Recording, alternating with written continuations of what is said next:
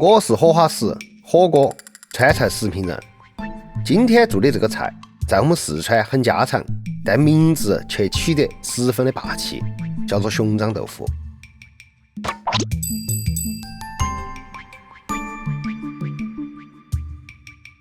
做这道菜用的是淡水老豆腐，切成大小均匀的方块，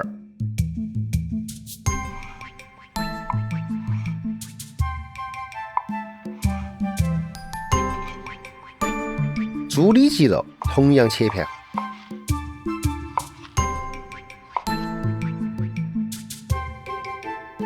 加料酒、酱油和干淀粉拌匀码味。我们还会用到青蒜苗，蒜白撇松后切马耳朵状。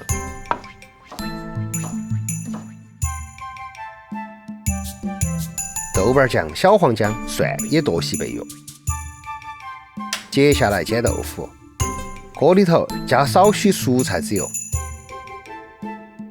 流程油温后下豆腐，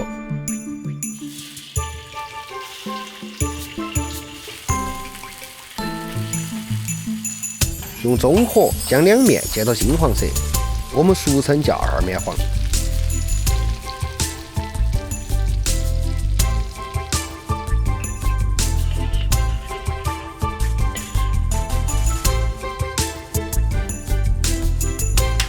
然后把锅洗干净，另起油锅。为了增香，我们用的是菜籽油和猪油的混合油。先下豆瓣酱、蒜末、姜末、豆丝炒香出色，再下肉片炒到断生。加入高汤、酱油，微微加点糖调味以后下豆腐。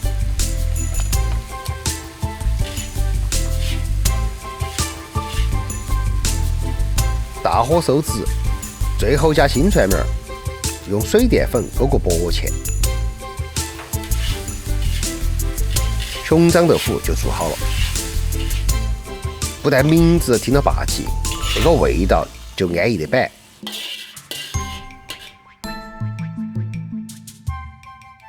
鱼香肉丝里面没得鱼，夫妻肺片里面没得夫妻。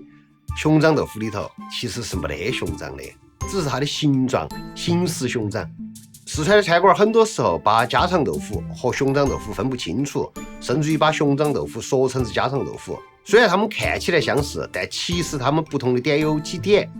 第一，家常豆腐的味型就是家常味，而熊掌豆腐可以做成多种味型，比如说你可以做成家常味的，也可以做成是鱼香味的，甚至可以做成是胡辣味的。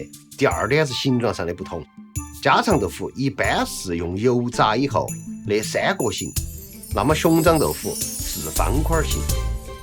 第三点不一样就是家常豆腐一般来说是素的，那么熊掌豆腐是肯定是有肉的。